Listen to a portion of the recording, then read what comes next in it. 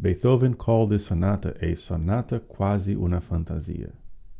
And if we just take this title literally, it explains a lot about this piece because it has aspects of both a sonata form and a fantasia. In a nutshell, a sonata form is a piece that has three sections. The first is the exposition, where we hear two contrasting themes. The first theme in the original key of the piece, also called the home key, and the second theme in a different key. If the piece is in a major key, the second theme comes in the dominant key. If the piece is in a minor key, the second theme comes in the relative major key.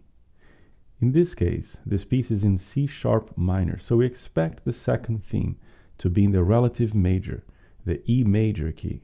But this is not what happens, as we'll soon see. The second section of a sonata form is a development section, where we hear elements from one or both themes explored in different keys, often in more dramatic ways. And the third section is the recapitulation, where both themes return in the original form, but they are now both in the home key of the piece. Also typical of sonata forms is the presence of a repeat sign at the end of the exposition, telling us to play it twice before moving on to the development. A fantasia is much more free and improvisatory in nature and moves from key to key in a much more organic and unpredictable way. In this famous movement, we hear all the main elements of a sonata form. Two clear first and second themes in different keys that make up the exposition. A development section that uses elements from those themes in unpredictable and expressive ways. And we also have a recapitulation, where we hear both themes in the home key of the sonata. But elements of a fantasia are also present.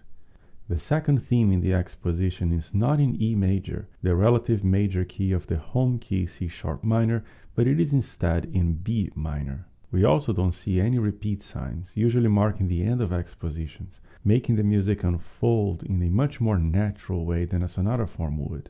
There is little contrast between the exposition, development, and recapitulation. In a typical sonata form, we would hear a noticeable shift in mood between these sections. Instead, we hear the same serious character carrying on from one section to the next, evolving in a much more natural way. And lastly, the music keeps modulating from key to key. In a sonata form movement, such modulations happen in the development section only, but here they start much earlier. Within the exposition alone, we begin in C sharp minor, modulate to E major, then suddenly change to E minor, then move to B minor, before moving on to the development section in F sharp minor, and finally make our way back to the home key of C sharp minor. We start with the tonic chord of C sharp minor. In the base of this chord, C sharp moves down to the B, and that B is the seventh on top of the bass. If I take the root of the chord C sharp and I count 7 notes, 1, 2, 3, 4, 5, 6, 7, I arrive on B.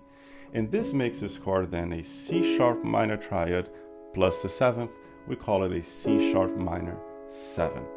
In that seventh, every 7 in any chord creates a tension or a dissonance against the bass. The B is now creating this harsh interval, this unstable interval, together with the C sharp. And every unstable interval in music wants to resolve to a stable interval. This tension has to be released. It wants to release back to some stable interval. And the way this happens in music, that note that is creating that tension, in this case the B, is now going down to the A. That tension the B is creating has to be released, and it releases by the B going down one step to the A. And this is exactly what we see here. The B natural in the bass is creating this tension that is resolved by moving down to the A. And here we have now an A major triad. Moving on to a D major triad. Now this is quite a special chord. Any D in the key of C sharp minor should be sharp, because if I just play the scale of C sharp minor, that D was sharp. Now, playing such a chord was very common in that time, and this chord became so popular it got a nickname. We call this chord a Neapolitan chord. And what is a Neapolitan chord? A Neapolitan chord is a triad that we build a half step above the tonic of the key that we are. In this case, we are in C sharp minor. Half step above C sharp is a D natural. So now I'm going to use that D major triad, but not only that, I will use that on the first inversion. And the moment I use that in the first inversion, I now have what we call a Neapolitan chord. And if you notice that the first inversion has the F sharp in the bass. And the F sharp is the fourth note or the fourth chord in the key of C sharp minor. We call that a subdominant chord. This is a very strong chord in this key. So playing this D major on the first inversion smooths out this striking effect of that half step major triad doing that strange sound. If you play this D major now on the first inversion, suddenly it doesn't sound quite as strange. It sounds much more, it certainly sounds exotic, but it doesn't sound so striking anymore. And this chord became very popular. It is called the Neapolitan chord. It substitutes a regular subdominant chord. So here we are at measure 3, the Neapolitan triad, moving on to a dominant 7th chord. The Neapolitan chords usually precede a dominant chord or a cadence. It makes perfect sense that we heard the Neapolitan chord. Following that chord, we hear now a final cadence in C sharp minor that completes this short introduction. So here we have quite a packed measure, really. We have a G sharp 7th, a C sharp minor on the second inversion that we actually call this chord a cadential chord. Any tonic chord on the second inversion that precedes its dominant chord, we call it the cadential chord, because this sequence is a very effective sequence, a very effective way to affirm a key of any kind. So here we have a cadential chord, followed by a G sharp, not 7th just yet, but suspended. We are now just delaying that 7th chord coming. Finally, we hear the 7th again, G sharp 7th, arriving in the home key of C sharp minor. So again, measure 4, G sharp 7th, C sharp minor on the second inversion, cadential chord, G sharp suspended, G sharp 7th, arriving C sharp minor. And the music really begins right here. The melody starts, this is where the piece really begins. We move on to a G sharp 7th chord on the first inversion. This is the dominant chord to C sharp minor, the first chord we hear after the tonic, which makes sense. This is a very common progression of chords. So G sharp 7th, dominant chord, that as we expect brings us back to the home key, C sharp minor next. And now we move on to an F sharp minor chord, and here's something very interesting starts to happen. F sharp minor, we hear next an E major triad on the second inversion that is followed by a B7th chord. Now a B7 chord, B major triad with a minor 7, that is a dominant chord. Every major triad with a minor 7th is a dominant chord. And a dominant chord is a dominant of its tonic. It's a 5th above the tonic. The B is a dominant of E. So I know this is a dominant chord that is now headed to the E. This is where we go next. But let's back up one chord. We just heard that E major chord on the second inversion that preceded the dominant, that then moved back to E major. So this was a cadential chord. This means we are changing keys completely now. We are moving away from C sharp minor into a new key of E major. And we actually did that by using a pivot chord. And the pivot chord was found one measure before on that F sharp minor chord. A pivot chord is just a chord that belongs to both keys, the keys that we're coming from and also the key that we are headed to. The F sharp minor is the 4th chord in the key of C sharp minor. 1, 2, 3, 4. If I build a triad over the F sharp, I find a F sharp minor chord in the key of E major, F sharp is already the second note in that key. And if I build a triad, I find the same chord, F sharp minor. So the moment I played that chord back on measure 7, now F sharp minor. At this moment in time, we are essentially in both keys. I was in C sharp minor. I'm now meeting the key of E major, and I now can either continue on C sharp minor or I can move the other way and go into E major. This is where the music is going. We're changing directions from this point on. With that pivot chord, we're making this transition. And the whole point of a pivot chord is to allow for such transition to be very smooth, so that it's not striking or weird. That sound of that new key coming. We changed keys without probably you even noticing that we actually changed keys, and that happened because the pivot chord was here. So pivot chord F sharp minor. This is the fourth chord in C sharp, and is now the second chord in E major. Moving on to the cadential chord, B seventh, dominant seventh, arriving in the new key E major. So now this is our tonic, no longer C sharp minor. From this point on, until we change again, the E major is our new tonic.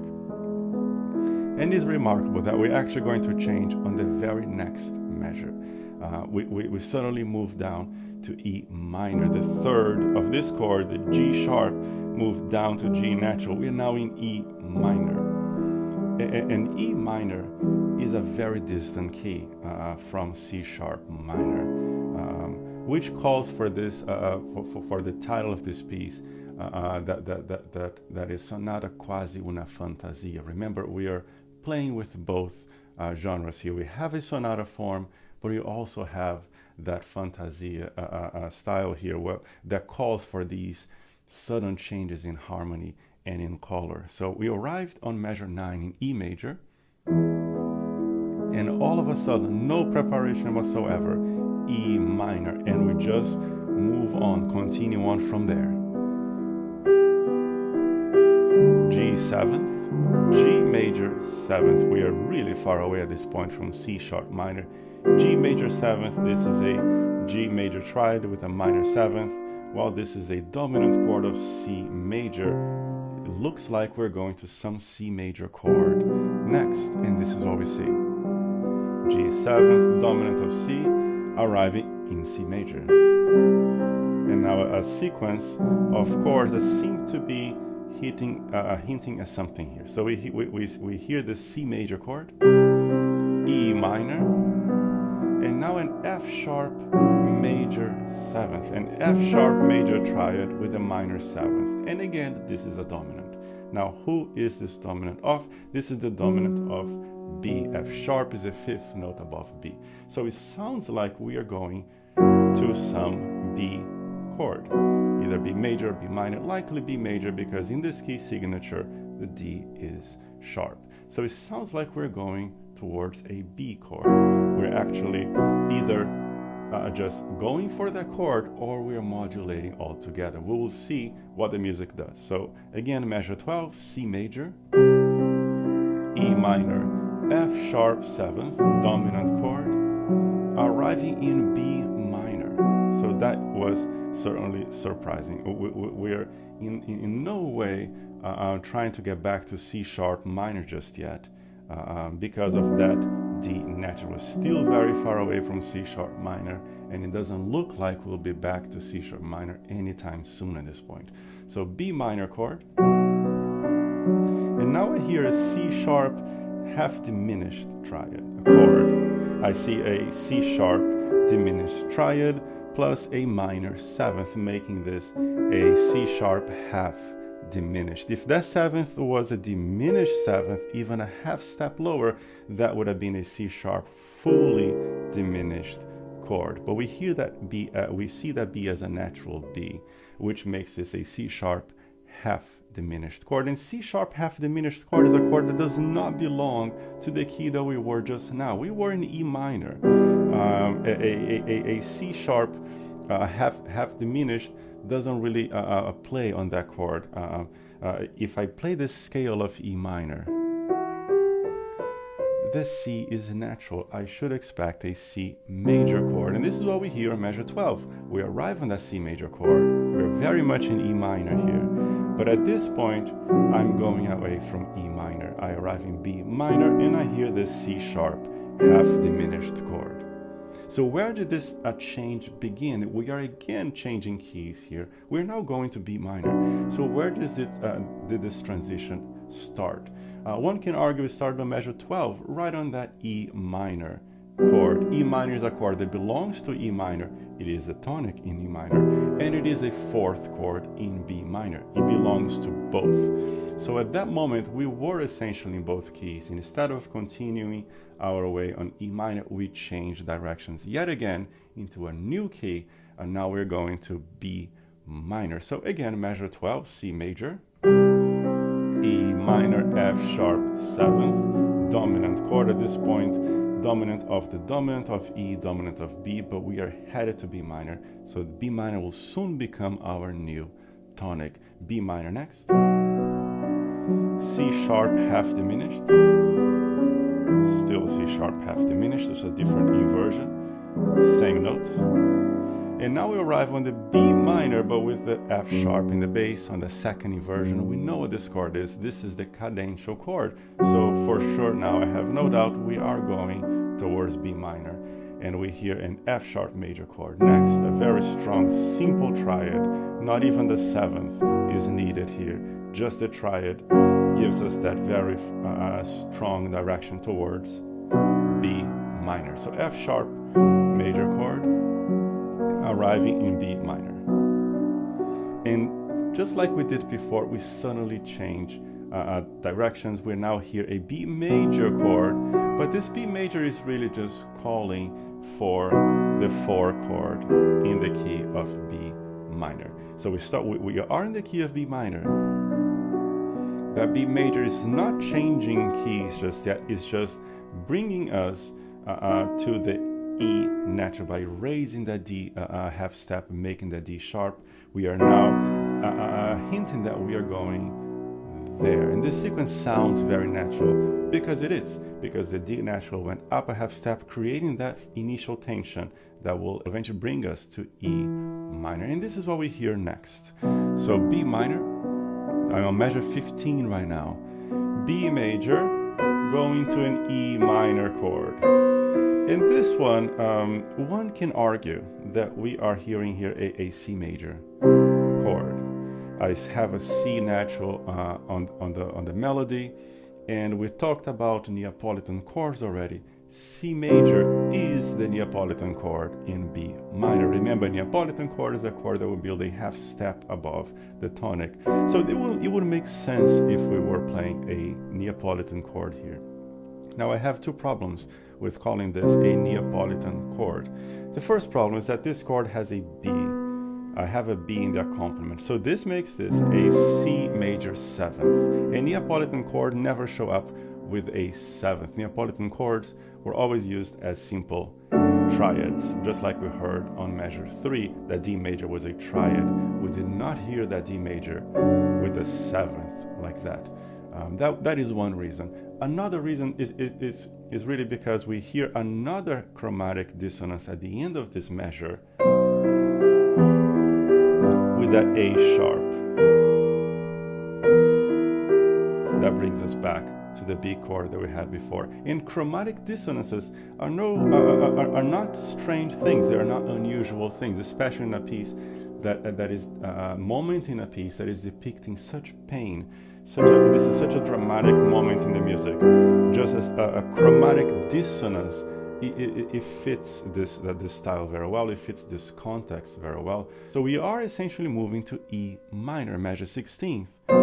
This is an E minor chord, and the bass is spelling out the notes in E minor.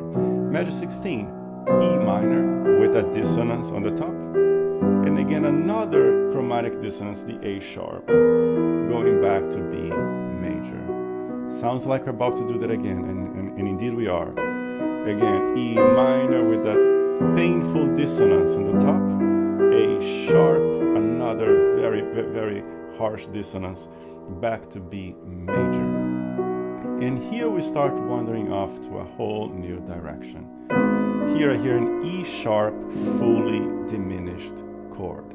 But then you might look at this chord and say, but wait a minute, I have a G sharp in the bass, G sharp, B, D, and this note here, that is a G sharp fully diminished chord. Why am I calling this an E sharp fully diminished chord?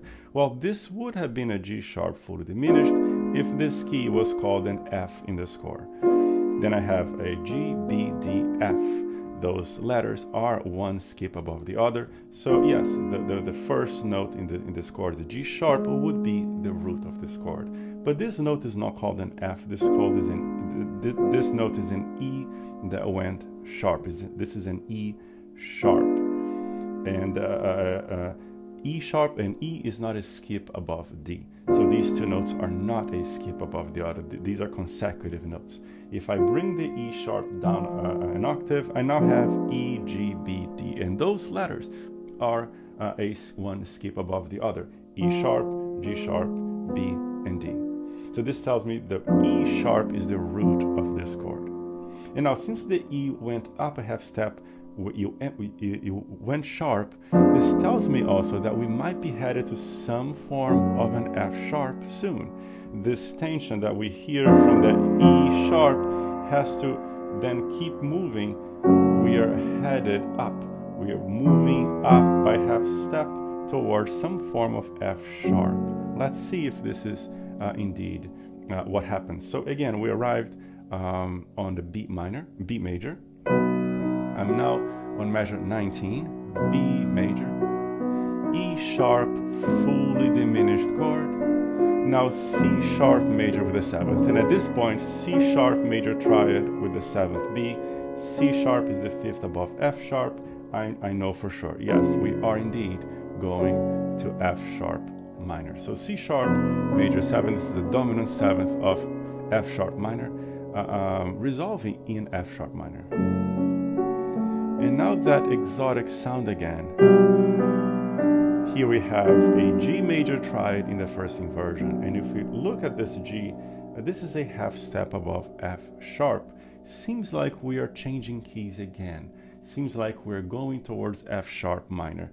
And we're now playing what is essentially another Neapolitan chord. F sharp minor being the new key, a half step above it is the G major triad. If I play that on the first inversion with the B in the bass, that is exactly how a Neapolitan chord should look like. So this is what we see playing out right here. Neapolitan chord, I can be very certain at this point that I'm going towards F sharp minor.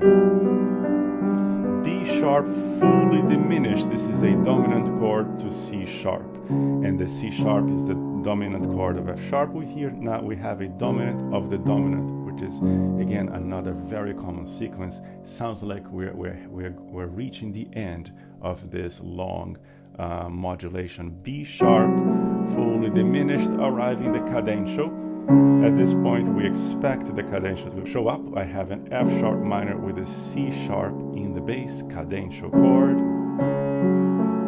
followed by a C sharp suspended. This is now a C sharp with the F sharp being the suspension. The F sharp now is going to resolve down to the E sharp. Remember, the F sharp is creating that tension against the G sharp, so it wants to go down. This unstable interval wants to resolve back to something that is stable.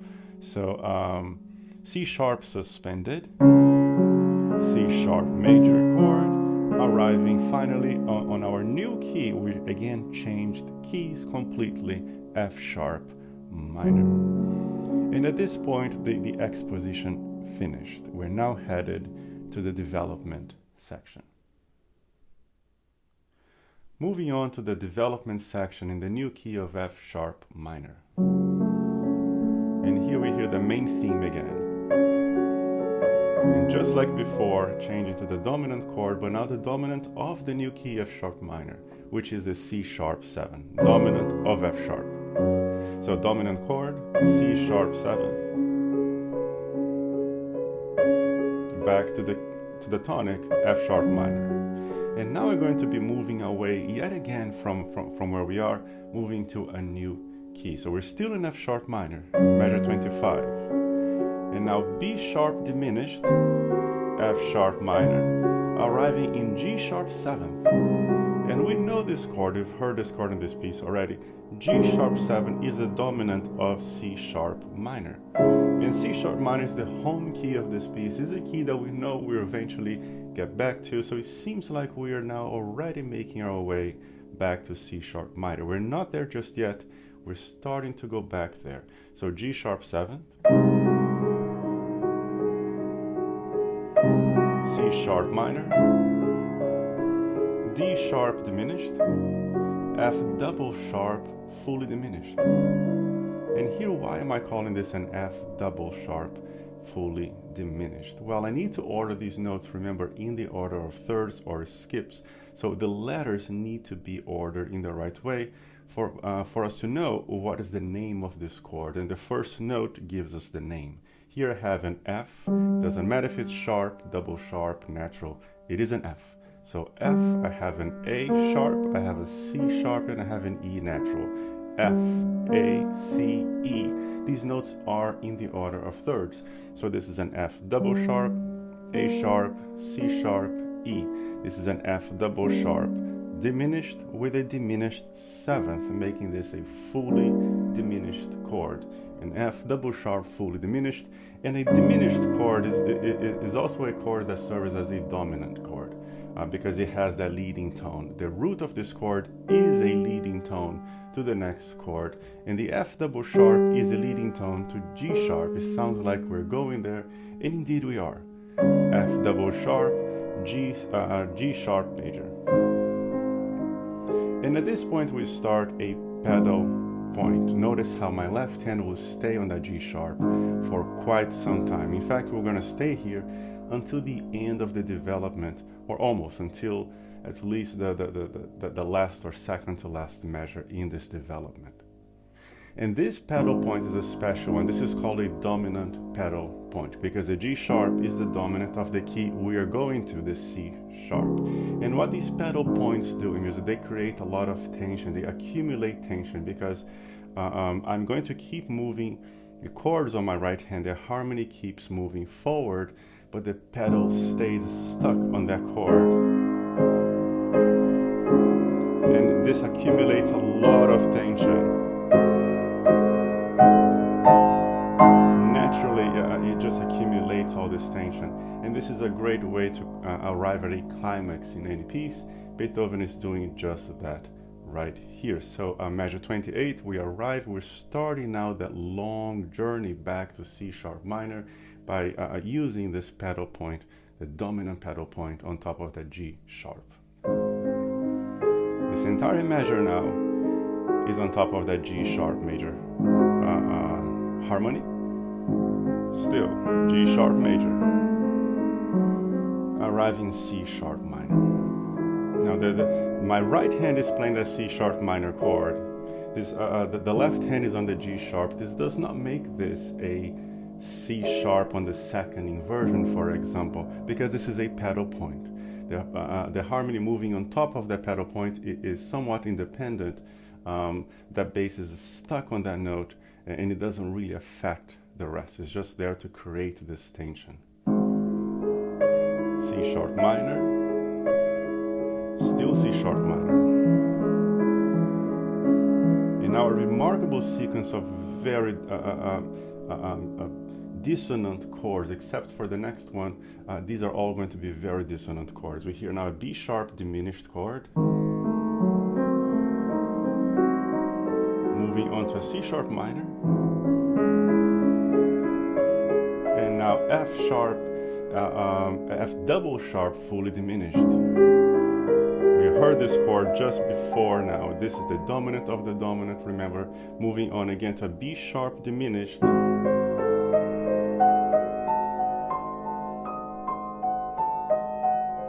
still the same chord. And now arriving the dominant 7, the G sharp 7th. Still the G sharp 7th.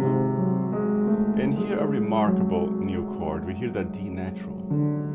And this is reminiscent of that Neapolitan chord we heard in the beginning of the piece. We seem to be using this Neapolitan chord throughout this entire piece. But this is not really the Neapolitan chord because I'm still under that dominant pedal point.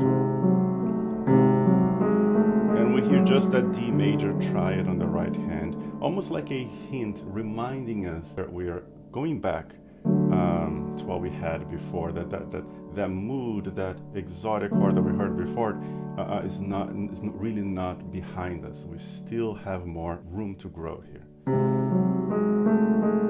D natural, still very much playing that G sharp 7 chord. And now we finally break off of it, now moving on to A major.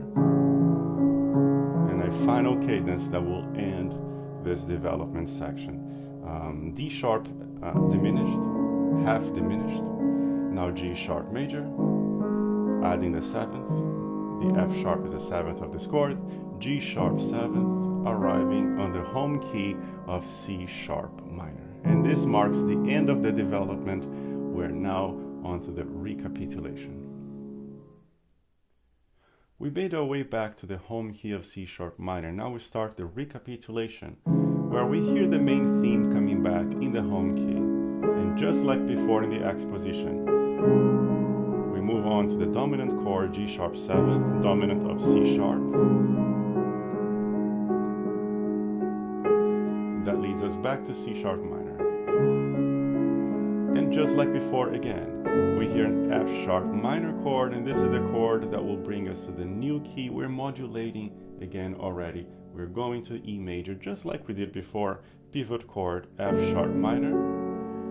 We're now already in the new key, cadential for E major. The E major with the 5th in the bass, the B in the bass. Dominant 7th, B 7th, arriving in the new key, E major. But unlike before, where we suddenly moved to E minor, now we stay in E major. And we're going to hear the main theme in E major. And this is the first time in this music that we hear that main theme over a major key. We heard it in C sharp minor, we heard it in E minor, we heard it in F sharp minor, but never in a major key. So we hear this now, this main theme in E major, which gives a very light and hopeful mood, signaling that we are now headed to the end. B7 dominant chord for E major, back to E major. And we're now already making our way back again to C sharp minor, because after all, we are going to finish the piece. We need to wrap things up and get back to our home key. So G sharp 7th, C sharp minor, G sharp 7th. We're really affirming now that home key of C sharp minor by using so many tonic dominants. And that special chord again showing up here, that D major triad that is a half step above our tonic. This is the Neapolitan chord, the D major triad played on the first inversion, exactly like we saw before, a Neapolitan chord, this D major chord. Finishing up this cadence, this return, final return now to the key of C sharp minor, G sharp 7th, C sharp minor. And at this point we hear that second theme, and just like before, the C sharp minor will become a major, and we're going to go to the subdominant here, an F sharp minor chord. And remember, just like before, these chromatic notes here on the melody, these chromatic dissonances don't really change the harmony underneath. We're still just playing F sharp minor chord. The melody is just very dissonant, and this dissonance is here just to highlight the painful nature of this second theme. We're not changing the harmony in any fundamental way. So F sharp minor, back to C sharp, staying in major because we're going to repeat that.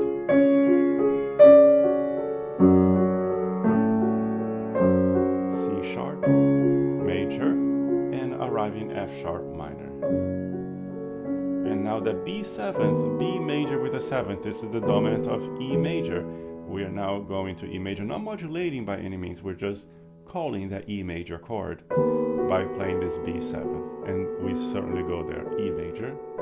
And now a very busy measure, full of chords. Every beat is a different harmony, every beat is a different chord, and we are just following in order of fifths. Every chord is a fifth below the other. So E major, A major with the major 7th, that G sharp is the major 7th above the bass. A major 7th, D sharp diminished, G sharp 7th, C sharp minor, D sharp half diminished, G sharp suspended on that C sharp, D sharp half diminished, cadential chord in C sharp minor. And at this point, I'm very certain that we are very close to the end.